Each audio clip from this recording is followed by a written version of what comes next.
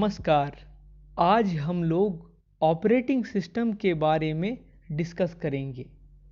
Operating system system software का ही एक प्रकार होता है, एक टाइप होता है। आप सभी जानते होंगे कि सिस्टम सॉफ्टवेयर क्या है। सिस्टम सॉफ्टवेयर कंप्यूटर का वह सॉफ्टवेयर है जो कि कंप्यूटर हार्डवेयर और कंप्यूटर में मौजूद एप्लीकेशन सॉफ्टवेयर्स दोनों को ही कंट्रोल कर सकता है। यानी कंप्यूटर में जितने एप्लीकेशन सॉफ्टवेयर्स मौजूद रहते हैं और कंप्यूटर का हार्डवेयर दोनों ही सिस्टम सॉफ्टवेयर के इंस्ट्रक्शंस के मुताबिक ही परफॉर्म करता है। सिस्टम सॉफ्टवेयर के 4 प्रकार होते हैं: operating system, device driver, language translator और यूटिलिटी सॉफ्टवेयर। आज हम लोग ऑपरेटिंग सिस्टम के फंक्शंस के बारे में चर्चा करने वाले हैं कि ऑपरेटिंग सिस्टम का क्या रोल रहता है, उसके क्या फंक्शंस रहते हैं और ऑपरेटिंग सिस्टम का डेफिनेशन क्या है। ऑपरेटिंग सिस्टम, सबसे पहले हम लोग ऑपरेटिंग सिस्टम के डेफिनेशन के बारे में जानेंगे। It is the interface. Operating system is the interface between the user and a computer. Operating system user और कंप्यूटर के बीच का इंटरफेस होता है। यानी ऑपरेटिंग सिस्टम ही वह सॉफ्टवेयर है जिसके वजह से यूज़र और कंप्यूटर आपस में जुड़ पाते हैं।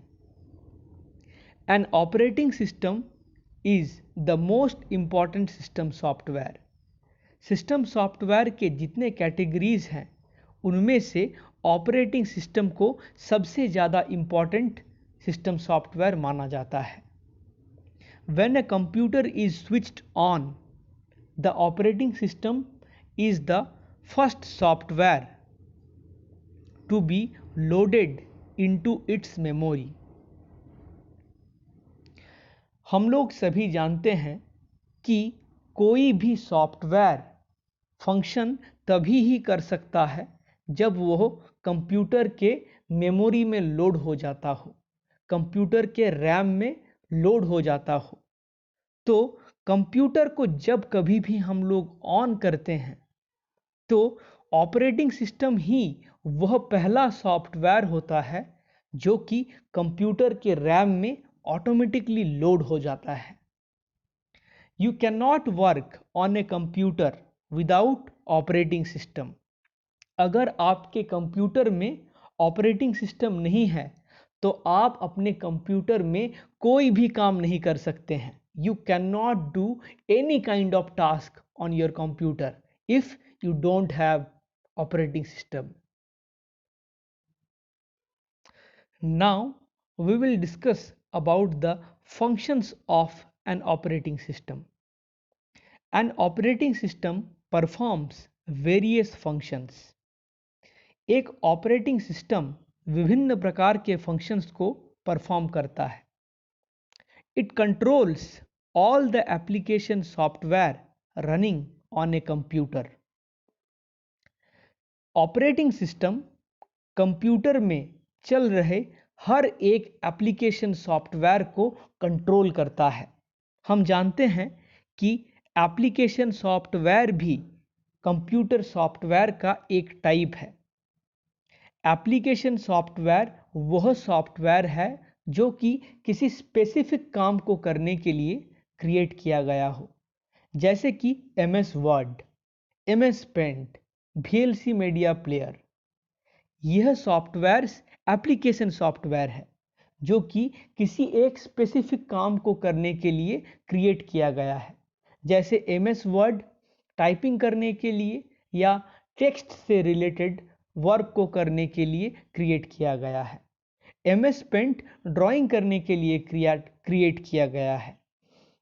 VLC मीडिया प्लेयर वीडियोस को प्ले करने के लिए क्रिएट किया गया है।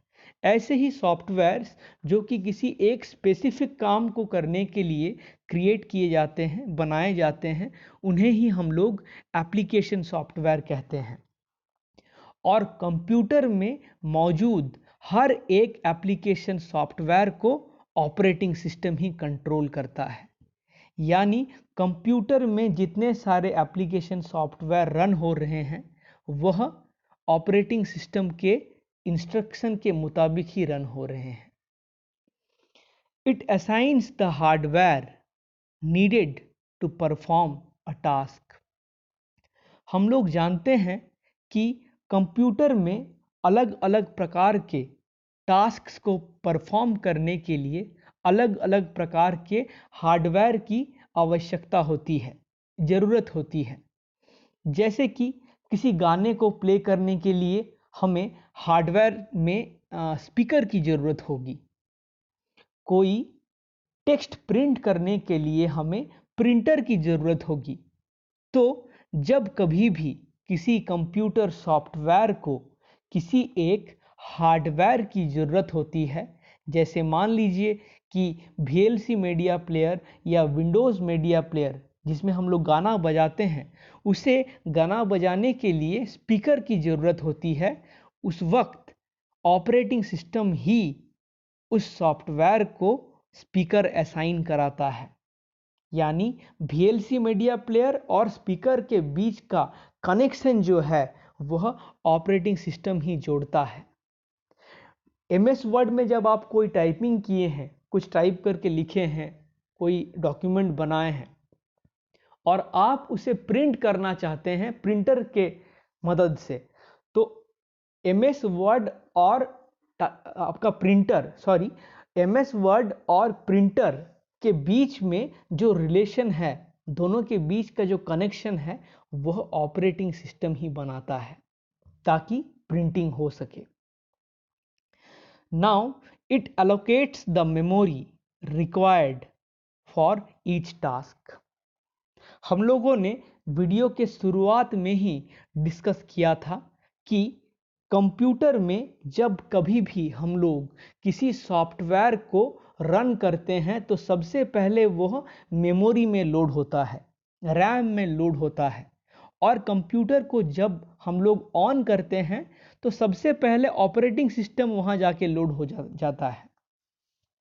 लेकिन उसके बाद जब कभी भी हम लोग दूसरे किसी सॉफ्टवेयर को ऑन करते हैं तो मेमोरी में लोड करने का काम ऑपरेटिंग सिस्टम का होता है। यानी जब हम लोग MS वर्ड को ओपन किए तो MS वर्ड को रैम में लोड करना है, यह काम ऑपरेटिंग सिस्टम करता है। It helps in the creation and deletion of files and folders. एक कंप्यूटर में जितने प्रकार के फाइल्स और फोल्डर्स को क्रिएट किया जाता है या डिलीट किया जाता है, उन सभी में ऑपरेटिंग सिस्टम का भी एक योगदान रहता है। Operating system always helps in the creation and deletion of files and folders. It manages the data stored in the memory. हम लोग अपने कंप्यूटर सिस्टम में विभिन्न प्रकार के डेटा को स्टोर करके रखते हैं। कभी कोई फोटो स्टोर करके रख दिया, कभी कोई वीडियो स्टोर करके रख दिया, या फिर MS वर्ड में जो हम लोगों ने टाइपिंग किए हैं उसको हम लोगों ने सेव करके रख दिया, स्टोर करके रख दिया।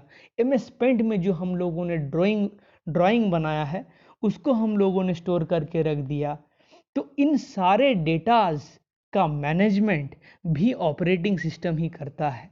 Yes, operating system does the management of each and every data stored in the memory and it also keeps